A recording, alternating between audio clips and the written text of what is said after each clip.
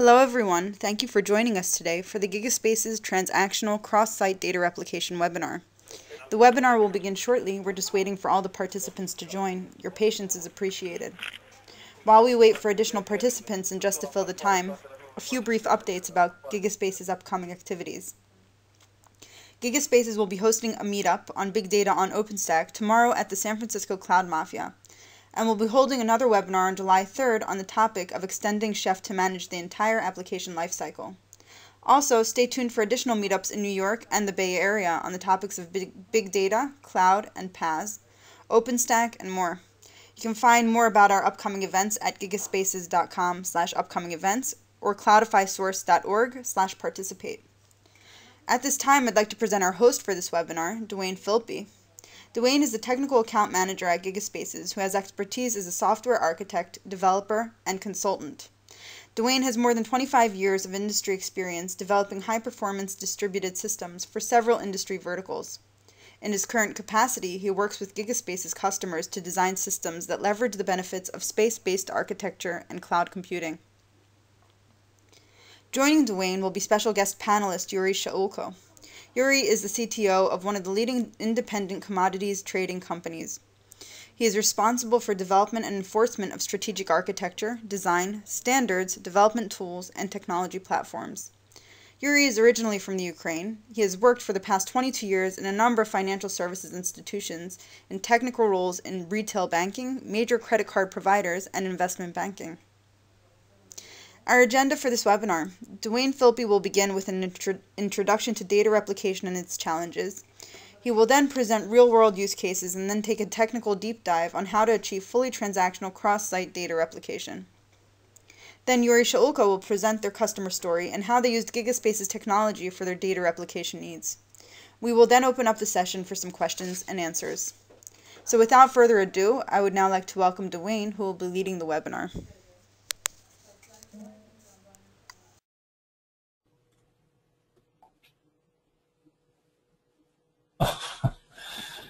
All right, I guess we're having some minor technical difficulties. Thank you, Sharon. As Sharon mentioned, my name is Dwayne Philpy. I'm a technical account manager with Gigaspaces. Besides being an advocate for the technology, I've also designed real customer solutions with the technology. Enterprise mission-critical applications need to be synchronized on multiple sites and data kept consistent, whether as part of a mandatory disaster recovery process, multi-site activity, or cloud bursting scenarios for cost reduction and business continuity requirements. Whereas, hang on, I lost my control. There we go. Whereas application distribution is a relatively simple matter of copying code and configuration between sites, moving data, especially dynamic transactional data, is difficult. Frequently, this problem is addressed using complex and expensive database replication technology. Gigaspace's multi-site data replication is an extremely simple to configure, cost-effective, and flexible means of synchronizing data across the enterprise and the globe. Keeping synchronized unified data across different sites entails many requirements in order to keep enterprise standards and scale. For load balancing scenarios, low latency is particularly important to provide a consistent view of data at multiple sites. Reliability, of course, is a challenge because the sometimes intermittent availability of WAN connections. The ability to scale both capacity and topology in a flexible way to respond to load is necessary to provide the maximum performance and availability to users.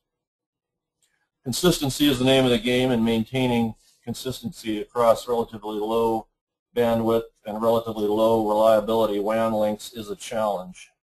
Securing data during replication is critical, and the ability to filter data between sites can be crucial to some scenarios.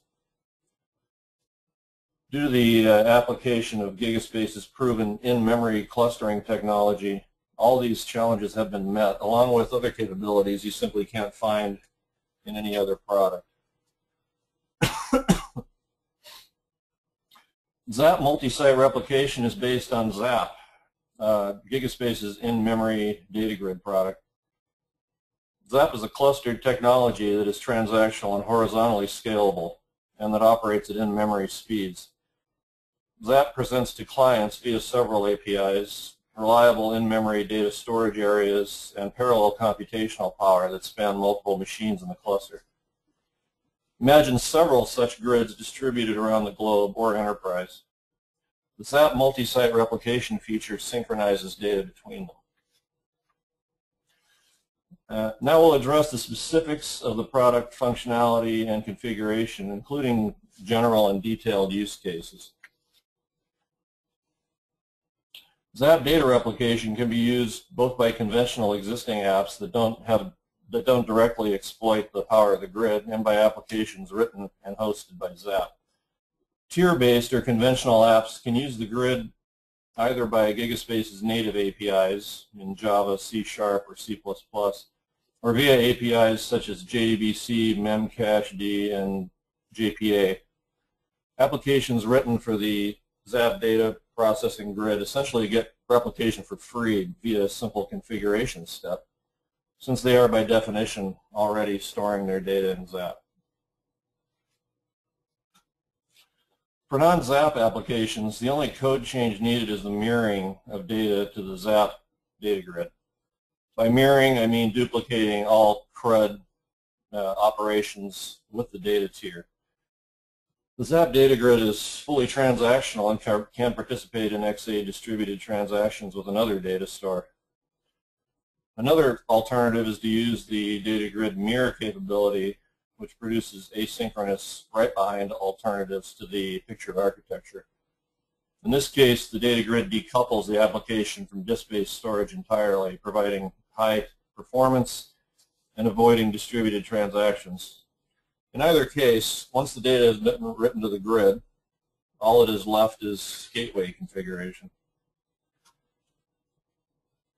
Multi-site replication is simple. Mirror your data to ZAP and configure gateways for the replication. Actually, the order of these isn't really important. Again, recall that the mirroring step isn't necessary for apps already written using for ZAP data grid storage. Once your data is stored in the in-memory data grid, replicating it across the WAN is merely the tweaking of some configuration files.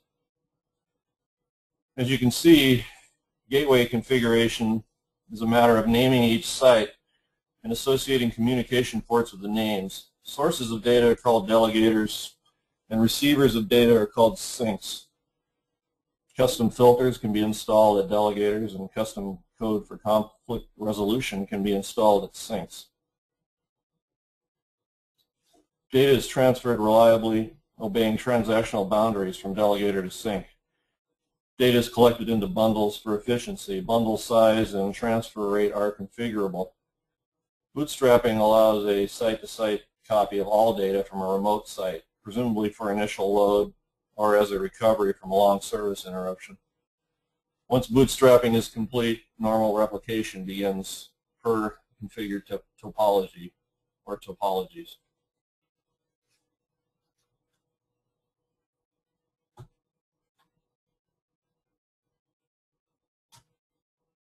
ZAP replication provides scalability, speed, and high availability into one simple-to-use package. These features flow directly from ZAP's battle-tested in-memory clustered data grid solution, which combines in-memory performance and reliability and transactionality. Data, even though available to apps at in-memory speed, is safe via in-memory replicas and an agent architecture that restarts failed processes and moves data dynamically in the cluster as circumstances demand. Each gateway can have an outbound replication delegator with one or more replication targets. Each gateway can have inbound replication sinks with one or more replication sources. Gateways are a software component that is deployed into the ZAP data processing grid. Delegators and sinks can be deployed onto separate hosts to provide replication scalability. As mentioned in the last slide, all components, data, and gateways are high availability due to the ZAP agent infrastructure or architecture. Custom filters permit the deletion or transformation of data prior to transmission. This can come in handy at the application level, for example, adding a timestamp or other data to objects, compressing data, logging, validating, anonymizing, or removing data. Removing and anonymizing data can be useful when using replication, say to provide QA or staging environments with a subset of production data for testing. Conflict resolvers are used to decide what to do in the case of an arriving remote change that is either improper or impossible. Such cases can arise in multi-master technologies when the same piece of data is modified within the replication transfer window. An example would be a user at site A deleting object X at the same time a user at site B modifies object X, a copy of object X, obviously. Both operations will succeed locally.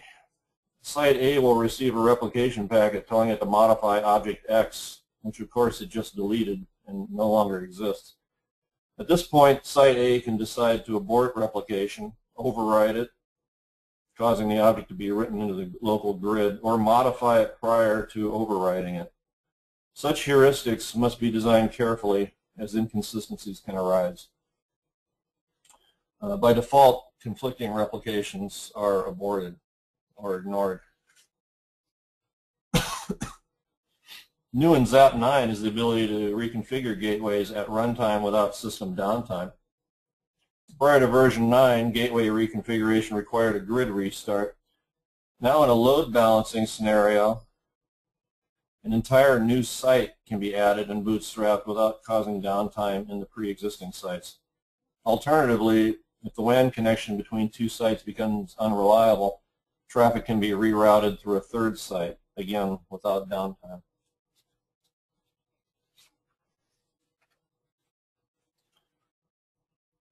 Because ZAP replication gateways apply to regions of memory rather than the whole grid, it is possible and often desirable to configure multiple simultaneous topologies to satisfy system needs.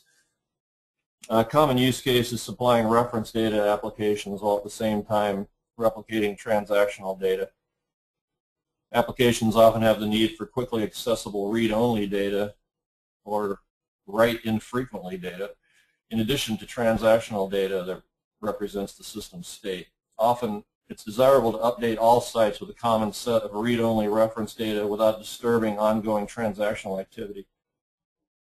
By simply defining separate regions in the ZAP grid for these two kinds of data, a multi-topology configuration is possible. The transactional data is configured to be multi-master, whereas the reference data is master-slave, pushed out from the grid, designated as the master for such data, such reference data. Replications are completely independent of one another, other than sharing WAN bandwidth, possibly. A flood of reference data will not interrupt user transactional replication activity. ZAP replication makes cloud bursting a reality. To review the concept, cloud bursting is the use of dynamic resources from a cloud provider during or in anticipation of high system stress levels. By replicating data to virtual infrastructure running the ZAP data grid in a cloud environment, the data is always available for a quick start. Application infrastructure instances can be spun up on demand to access the data and provide unlimited cost-effective data and processing scalability without maintaining a huge underutilized infrastructure for the 80% of the time or more that it isn't needed. In addition, ZAP via our Cloudify product provides a cloud-neutral means of deploying and managing ZAP or any other application stack component on any cloud, public or private.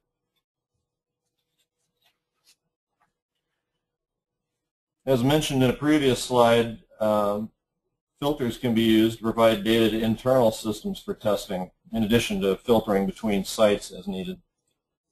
Since filters are fully custom, they can allow a subset of data to flow to, for example, an internal testing system. Besides simply removing unwanted data, the data can be massaged prior to replication, anonymized or compressed, for example, or otherwise modified for security constraints or to minimize memory usage in the receiving grid. Filters can also be turned on and off dynamically to deliver data only when needed or wanted. And now Yuri is going to present his use case.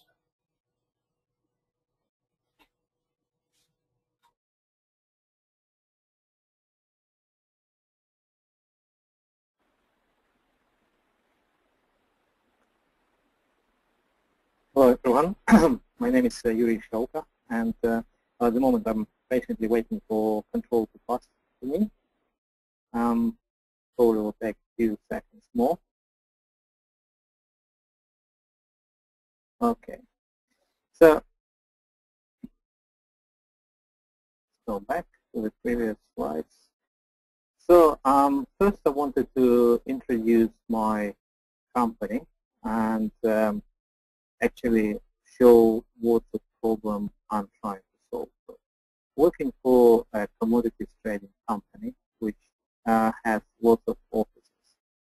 We are located in 50 plus countries on 5 continents, and we have 80 plus offices. At the same time, we as an IT are quite keen to maintain one central IT hub which is located in Europe, in London, and all the critical business data and business apps actually running from European London hub. So it presents us a little bit of a problem, because what we want to do is to avoid latency and related problems with latency calls to user interface. So what we want is users to be as much productive as possible while maintaining a master copy of every single piece of data in London. So if we, let's say, work with Shanghai office, it's about 250 milliseconds delay. If you have suboptimal UI design, you actually see a lot of, I use expression sand and gearbox, so the user actually feels a lot of delays when he clicks around the user interface. And obviously, users are not happy, and we have to do something about it. So we tried several approaches to address it. First of all, we obviously can inject some common sense into development and say, hey, look guys, we need to make sure that every time you ask for any piece of data on the server, you're making one request, and the server effectively delivers data piece by piece without any additional requests. It works to a certain degree, but latency and speed of light are not something that we have control over. So it's still not ideal. We obviously made sure that there is a lot of testing, so we know how much delay is introduced to police this not very optimal protocol. But still, we need data locally if we want to provide users with a very responsive user experience. And that's where the idea came. So why don't we effectively take the pieces of data, like mentioned before, reference data, and deliver it locally in-memory data cache through WAN replication. So every time users somewhere in Shanghai, Singapore, or United States fires away the user interface, it only talks and fetches data locally without much latency, and only when it needs to effectively mutate data, then it has to go back to European hub. But it's kind of understandable. It might take a little bit longer. So we set to find ourselves a technology which would solve our problem. Just to add, obviously there is another way to approach a latency problem. Lots of people use Citrix or Windows Remote Desktop Protocols. To be honest, on one hand, it probably reduces the complexity and makes life of application developers easy, and they don't need to worry about things like latency. But on the other hand, it's never going to be a full seamless experience for users. Therefore, we actually went on much harder path, which is deliver local data to remote users while maintaining the central source of truth for all company data in the London data hub. Okay, moving on to the next slide. So as I said, we actually decided that we don't want to centralize on our centralized computing strategy. We only have one central hub where we effectively take care of multiple data centers, disaster recovery strategy. We make sure that this is top-notch location for storing our data, where we can guarantee that we can sleep safe, knowing that the data will not be compromised. It's data centers around London. We wanted to maintain high security of the central computing core, so the data replicated to local hubs only will be specific for local hubs. For example, the counterparty data, let's say for China, will be China specific. Therefore, the people who actually trade or don't trade with the counterparties not available in China for trading not even know that they exist. So it kind of gives us a little bit more security around it. And with my background, I used to work for investment branch of Swiss Bank, and this data security is very close to my heart. And as part of this exercise, I wanted to increase programmers' productivity. What I noticed that every time my developers hit a problem with data latency, they kept reinventing their own caching solution, which, to be frank, was and is sometimes a waste of time. I just wanted to have a standard solution which is battle tested, which offers reliable communication over network. It guarantees the cache consistency, so I don't have to basically worry about it. It can guarantee that the data is encrypted when the data goes through the WAN is compressed, so it's efficient to our WAN links, and it can handle the non-reliable networks. So, to tell you the truth, we didn't choose gigaspaces outright. We actually run quite lengthy evaluation process where we compared a few major caching solutions from big vendors. And in the end, my conclusion was, reality is that the data caching in Java is very much a commodity. The products which we reviewed offered very much the same functionality on the high level. Where we saw differentiation was user interface, the convenience of configuration, additional features, and price. Reality is gigaspaces was selected as best combination of these three parameters. I think it provides probably the best management interface I have seen. It provided a very comprehensive solution for WAN replication. Having said this, when we were running selection, there was still development around this piece, and some of the functionality we kind of believed will be delivered, but it was delivered, which is good news. And the price was competitive, and the gigaspaces, to be frank, it's not just data replication, data caching solution, it's a full-blown application, so which offers alternative to J2EE stack, which is, in my mind, quite nice alternative. So, moving on to the next slide, where I want to talk about how we organize our data centers and how we replicate the information. So, as I mentioned, we didn't want to compromise on our data center strategy. So our two main data centers are located in and around London. They are connected by duplicate fiber links, offer high availability. So we only have 2 milliseconds delay between them. So we wanted to use both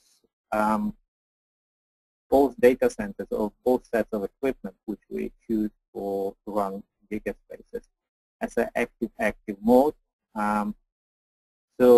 But at the same time, we didn't want to compromise our disaster recovery strategies. Therefore, we use zone functionality in gigaspaces to make sure that whatever piece of data we have in a primary partition of the gigaspace ZAP is always replicated in a partition which is located in the alternative data center.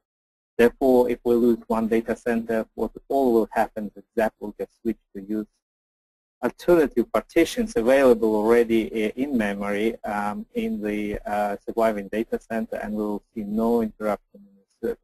Therefore, as you can see, we have two data centers and we have overlap. Some data as primary located in the main data center, some data is primary located in the backup data center, so it's a full active setup. All the data is backed up to Oracle RAC database. So the database itself is highly available as well. So it's a little bit of paranoia to data, but it's better to be safe than sorry. The next step, what we did, we deployed ZAP machines to a region. Right now, we only have a replication to Shanghai, People's Republic of China. So we have highly available pair of machines there which run ZAP. What we don't do in China is we don't persist any data to our disks there. Everything in regions is in memory only. So as part of the replication, what we did, we made sure that the data which we replicate is filtered. As Felipe mentioned, there is this functionality where you can apply a filter and say, hey, only the data relevant for this particular region has to be replicated. Having said this, there is even better functionality, which I found in my past experience is quite difficult to implement. When data is actually going out or invisibility of a particular filter, ZAP actually can react to it and either take away or add the piece of data which actually became visible or invisible for a particular zone, which is quite unique. I haven't seen anything like this done before. So going back to the subject, in Shanghai we have this highly available pair of machines to which our desktop client connects to fetch the reference data. And obviously they have to authenticate against the ZAP, and again the ZAP cloud provides the ability to, after you authenticate the user, to install the custom filter which effectively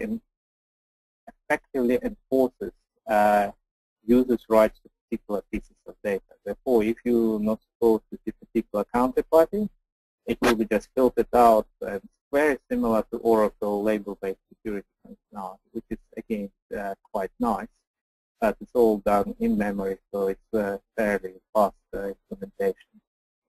So our user interface really fetches this data. We have a smart client running on user machines, and then when the data is modified, what we do is we're effectively writing it back straight to the main processes which are actually running in central location in London. So given that it's fairly infrequent, the modification operation is fairly cheap in terms of user experience. That's about it. I just wanted to add, for some regions in the future, we will have some persistence enabled just to make sure we can recover, and we will store the locally important data locally, but it's not something that we have implemented yet. All in all, ZAP so far been a very good product. I'm very pleased that we went this way and chosen other vendors. We have to say, well, so far everything I tried to do with ZAP either worked straight away or needed a little bit of explanation how it should work, and it was possible to make it working, and it's very, very feature-rich product. Frankly, I didn't see many products this rich in functionality before. Well, that would conclude my presentation, and I would like to pass control to Philippe. Thank you very much, Yuri. I'm going to pass control to Dwayne.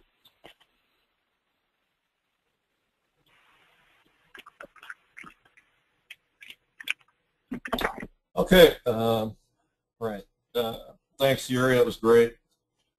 So we're going to move into the tail end of the webinar presentation portion. So to recap, the ZAP multi-site data replication feature supports any data flow, so you can configure it according to your business scenario. Data filtering and FIFO support allow you to control which data will be replicated and maintain order of messages, even if you like. Again, recall that transactional boundaries are honored and FIFO order maintained where desired. Also remember that all topologies can coexist simultaneously, each applied to its own region of data. To sum up, the following replication features address enterprise multi-site data replication needs. Any topology of replication is possible to adjust the replication to the business processes it serves. The gateway components are highly available and self-healing to ensure replication continuity. That applies to the data itself, of course, as well. Data can be filtered, so only subsets of the data are replicated. The entire solution is cloud-enabled, so it can run on any private or public cloud without further effort or adjustments. The replication is transactional to ensure data integrity and consistency. Users can customize the conflict resolution algorithm to match any business logic. The data is fully interoperable and can be read and written by .NET, Java, and C++ systems. And one site can be remotely bootstrapped from other sites. So that concludes the slide portion of the webinar. Great. Thank you very much, Dwayne. Thank you, Yuri. We'd now like to address some of the questions that have arose during the webinar.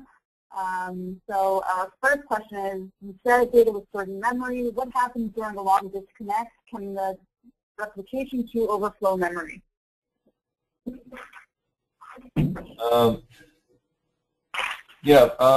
Memory for the replication queue, the amount of memory or the number of objects is defined at deploy time. So when the physical memory allotment is exceeded, the queue will flow to disk. Okay. You said something about the data grid can write behind the data store. How is it supported? Well, out of the box, Gigaspaces supports Hibernate or Hibernate on the .NET side for mapping in-memory data to relational stores. In addition to that, there are other implementations and for different data sources, and custom plugins are easy to write for any particular data store. Just to add, this is Yuri. We have written our own external data source, which is a plugin which allows to communicate effectively to any database. Fairly easy implementation, about 2 interfaces, 5 or 6 methods, depending what you want to use. So it's fairly easy thing to do. Even I can do it. Okay. What if I find that my in-memory storage becomes insufficient? Can I expand it dynamically? Yeah, the ZAP data grid is dynamically scalable both up and down. This can be done automatically or manually, either using the ZAP admin UI or the ZAP API. So in either case, the grid can be expanded. You can add additional hosts at runtime with no downtime and expand the capacity. Okay. What can you tell me about traffic encryption? Is it possible? Sure. With filters, you certainly can implement things like encryption or compression would be another example of something that can be done with a filter. Of course, just setting up a VPN for the replication to go across accomplishes channel encryption without writing anything, and accomplishes the same goal. So, what if the data I need to replicate won't economically fit into memory? okay. The ZAP data grid can run in an LRU cache mode, and in which case data that's not recently used is evicted. This requires, obviously, a backing data store so that data that overflows memory can be stored and retrieved. But from the application point of view, the data is accessed as though it were in the grid regardless, and the backing store transparently supports the LRU cache mode. And that concludes the questions for this webinar. Thank you all for your participation. You can visit www.gigaspaces.com to test drive ZAP 9.0, and we hope to have you participate in additional webinars in the future. Thank you, Dwayne. Thank you, Yuri, for your time. Have a good day. Bye. Bye.